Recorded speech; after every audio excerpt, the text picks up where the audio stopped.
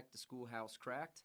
With me, as always, is Mr. Brett Derickson, longtime educator, good friend, and ready to start off a brand new and exciting Season 3 of Schoolhouse Cracked. Yeah, thank you, Marcus. Again, my best buddy in education, professor at a local university, and just all around good guy. I'm glad to be back, and I'm glad we're here, man. Yep, so like we said, we are now in Season 3 of Schoolhouse Cracked. Well, why the hell are we doing seasons? And it's really because we've taken feedback and really kind of learned a bunch of lessons from our very first episode that was, let's be honest, atrocious. Yeah, there were some really bad and poor moments, low quality, and I wanted to grow my hair out a little bit for the audience. We got a little bit of feedback, and so here we are, ready to go again. Specific hair feedback?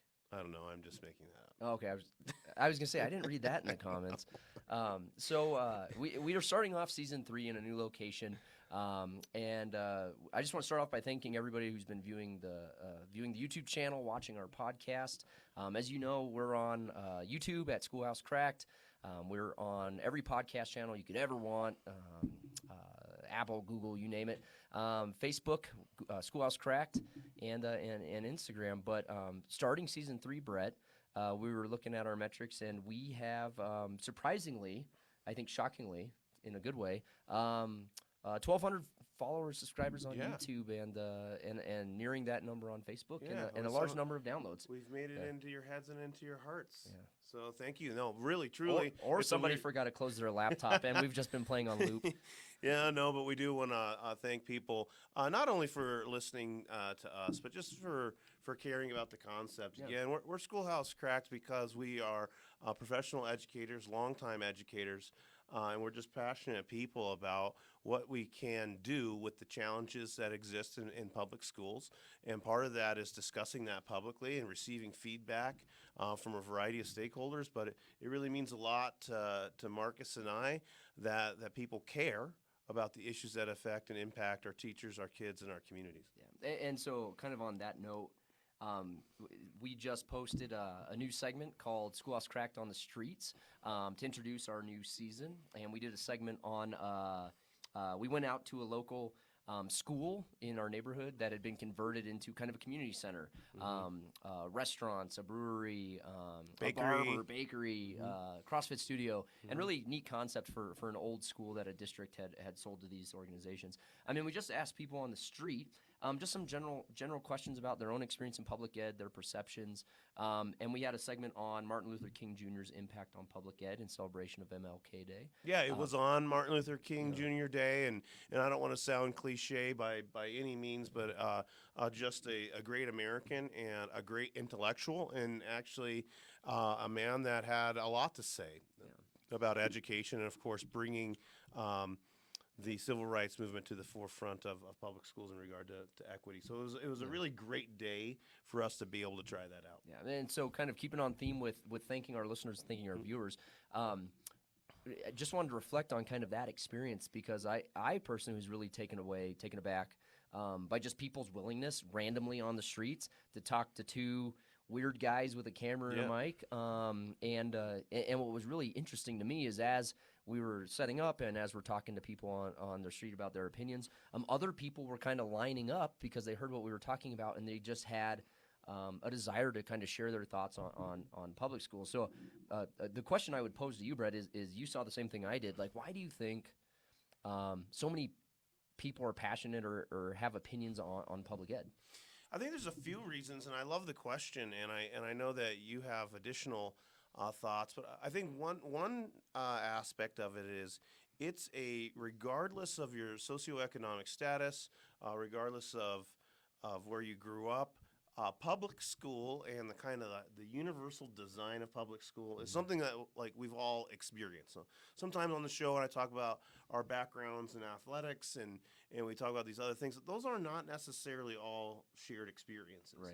But like coming of age in the United States of America has some cultural components, regardless of different demographics, and all of those have to do with school. And just think about how many even fun movies, from the 90s on up that just take place. I mean, from Teen Wolf to to whatever else like that are centered inside Animal House schools. all the way up to High School Musical. I have Yeah. not watched High School Musical. I want to preface that. I want to clarify that. But and I have never stopped dancing to the High School Musical. But but truly the point is that it is a shared experience. So we all kind of feel like we're experts on it. Right. We've all done that.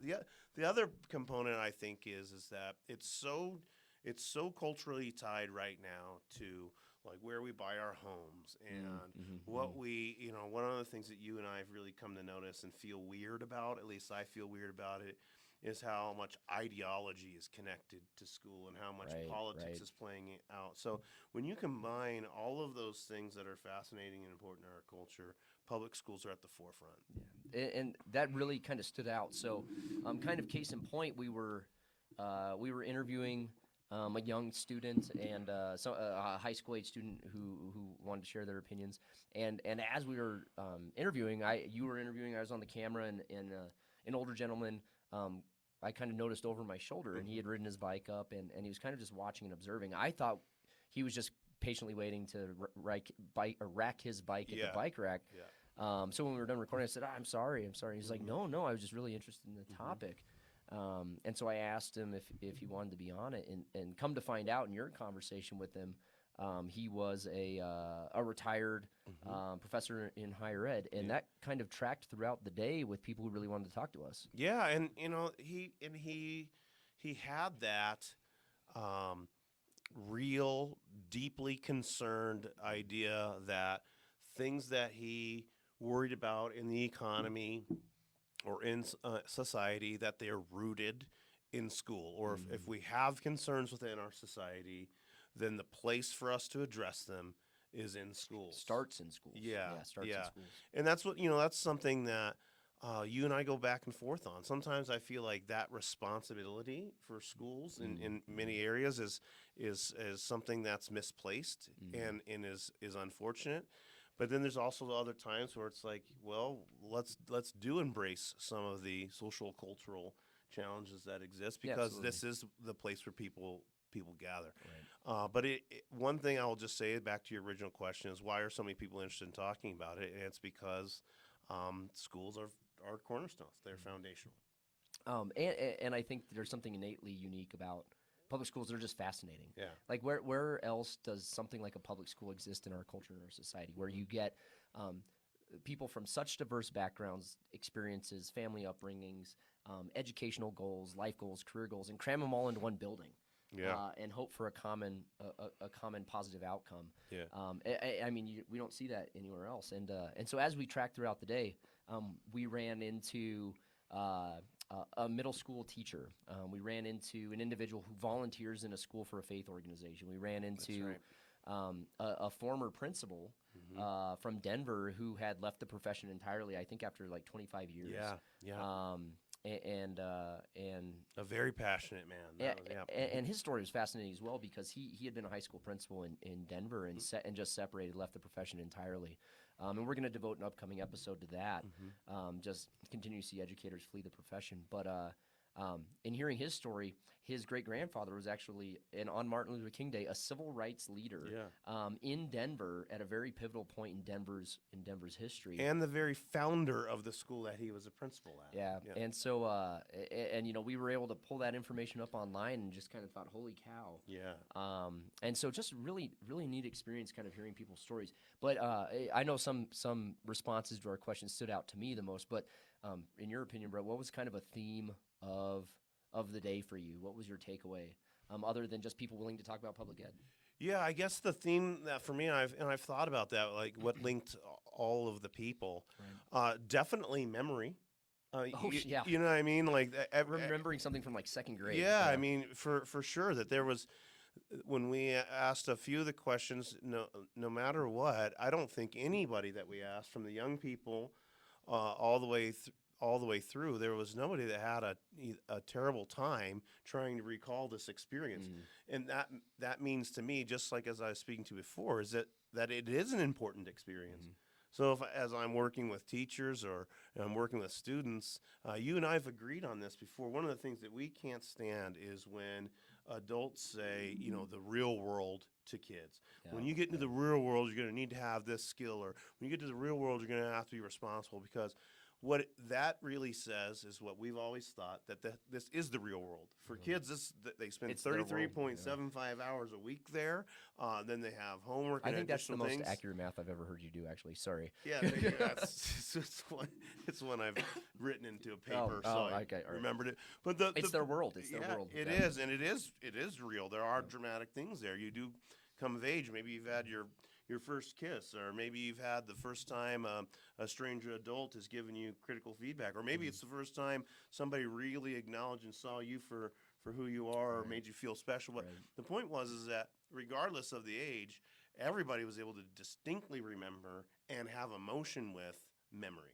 Yeah, absolutely, and a diverse set of memories, both positive, negative, and everywhere in between. And we also had the opportunity to talk to some current students, and something that I know you and I both believe and have talked about at length is just all students have opinions on school because they're the ones being subjected to it currently. Yeah. And so, and thank you for saying it that way. No, honestly, that was definitely what the students were saying, is that they were subjected to it. I mean, I know they're young. My learning's people, happening to me. Yeah, absolutely. School was happening to them, not in conjunction with them. But I'm sorry, I just cut you off there, man. But the point is that was we'd be remiss if we didn't reflect on the fact that the young people were kind, a bit nervous, but certainly when they had to speak about school, they wanted to talk more about the things that they were not enjoying or were challenged by than celebrating the things that they enjoy. And I know that can be a teen frame of mind, but it's also, I thought about that. Yeah, and I mean, that's a common human mindset, is that deficit mindset. We look for what's wrong or what's missing. And so that's not unique to a high school age student. But what I thought was just fascinating in talking to some high school age students, some school age students, was just a good reminder for me that I think sometimes we think that students don't engage in school, or apathetic, or lazy. We did a whole episode on our students, quote, apathetic or lazy. But in the sharing of their opinions about what they see as good about school or negative about school, they have strong opinions. Yeah. And I can't think of anything I've ever had a strong opinion about that I didn't also care about. Yeah, that's a great. I love how you. I didn't think of it that way.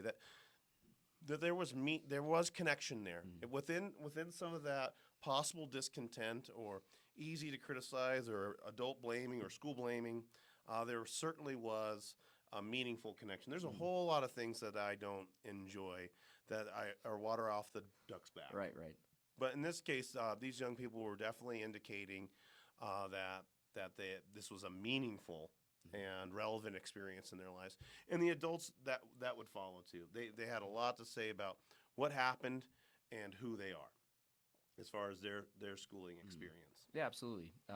And the final theme I took away there was not only a passion and an interest in education in general, or the experience of being educated in the case of the children, but a common thread of hopeful concern, or concerned hopefulness. I don't know how you would phrase that. Yeah. Like there's opportunity there, there's positive things, but there are also things that collectively or culturally we're still concerned about. Yeah, there was not a total loss of optimism. No. There was a definite belief that the work that we can do in schools, or that schools can become and adapt to who we are and meet us where we're at. One of the things that really struck me, you mentioned the young lady that worked at the faith-based organization and extracurricular activities at school. She kind of triggered it for my brain, but now that I reflect upon it, there was no one who had a lot of bad things to say about kids or teens. You're right. It was all systemic comments, wasn't it? Yeah. It was. There was not this like kids these days, this generation. Yeah, that type of thing. I think that there was everybody that we talked to still believes, like in that kind of classic, 1980s, children are the future, we are the world. But no, that was. I think we just dated ourselves a little bit there. But I was really very happy to have thought to myself, these people who are interested in talking to us do believe in and care about American youth and trust them. Right, absolutely. And so it's interesting you bring up that we didn't hear the youth these days are blaming the students, which is really positive because sometimes at least recently we've seen that a lot in the media in the last probably month. There's been several articles I've read, one of which was was on CNN, and it was talking about the pivot in discipline and behavior and how that pendulum's swinging now, where a lot of organizations, schools, school boards are saying, why are kids behaving this way? Why aren't parents doing these things? We need to take a harder line on discipline. We're not going to get into that, but we didn't hear that from the people we interviewed in the general population, and it leads into. I'm glad you said that, because on Thursday, in one of my lectures in a diversity class, which that'll be my final point, was generational differences in communication. Yeah. And so I'm gonna pose some of the quotes to you, Brett, regarding generational distinctions, and see if you can determine what year or decade that was said about the younger generation. So these are older generations making comments on younger generations. They are lazy and they think basic tasks are beneath them. 1865 Civil War. Nope, that was 2017 in reference to the millennials. I was just being a jerk. I would have definitely guessed that was a recent comment. Okay, how about this one? Many are so pampered nowadays they've forgotten that there are such things as walking, and unless they did something, the future of walking is very poor indeed. I would definitely say like 1950. 1951. Actually, that's really good. Yeah, nice. Thank you. And it kind of goes on like that. We always look at the previous generation as having like some default. One of my favorite ones, though, let me see if I can find it. You're going to guess this just because of the language. Whither are the manly vigor and athletic appearance of our forefathers flown? Can these be the legitimate heirs? Surely no. A race of effeminate, self-admiring, emaciated fribbles can never have descended in a direct line from the heroes of Poitiers and Agincourt. There's some history references. Yeah, I have to say, though, that there's a segment in that statement that I somehow want to use against another person. Fribbles? Yes. I don't know. That's got to be before the 20th century, man. Yeah, that was in 1771. Yeah.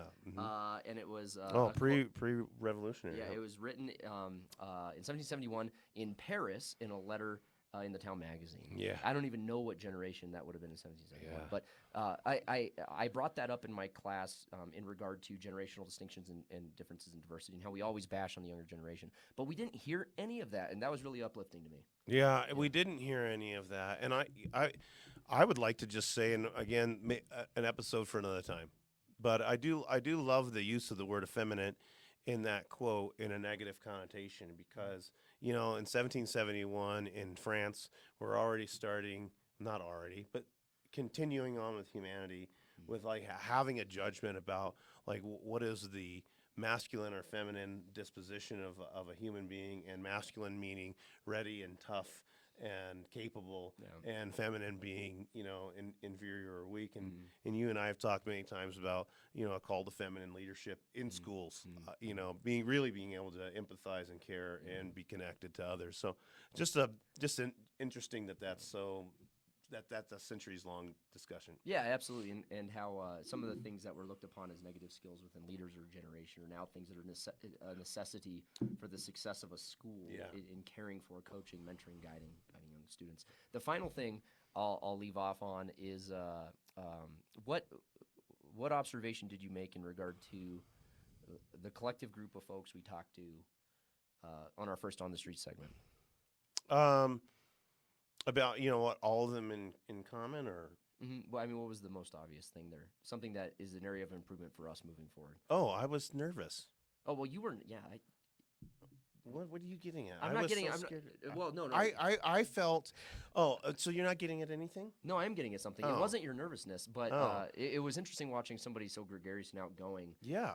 Be scared to do exactly what you do every day just now in front of a camera. Yeah, I don't know what happened. Yeah. I was thinking about that, and I'm just going to bail out on a physiological response, because I was super excited to do that. This was definitely your idea, but it was something that I thought was tinted with a bit of blame. But no, but it was that I was like, this is a great idea, and as I got ready to go, I was completely and totally excited. It took us longer than we wanted to get it actually done. To get set up and Just moving, just and just to get coordinated. But when I got there and was about to talk to strangers, which is probably a skill set of mine, is making quick connections with people. Yeah. I was pretty intimidated and didn't really know how to behave. Mm-hmm. I'm really looking forward to trying and improving on that and just kind of putting my best self out there. But I don't know. I guess sometimes if I was to think deeply about it, I think that I have such convictions on education that I was trying to be careful not to be a leading person, Right. or I was having to reserve myself from getting into the commentary.